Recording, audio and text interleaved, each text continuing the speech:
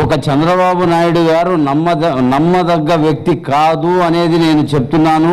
మొదటి నుంచి సొంత తమ్ముడినే మోసం చేశాడు, సొంత తమ్ముడికే టికెట్ ఇవ్వలేదు. సొంత తమ్ముడు ఈరోజు పరిస్థితి చాలా దారుణంగా ఉంది.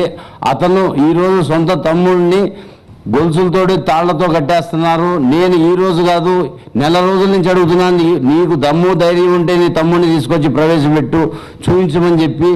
దాని గురించి రెస్పాన్స్ లేదు.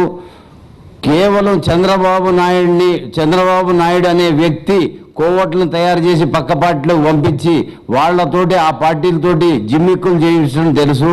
ప్రజల్లో చంద్రబాబు నాయుడికి ఎటువంటి ఇది లేదు.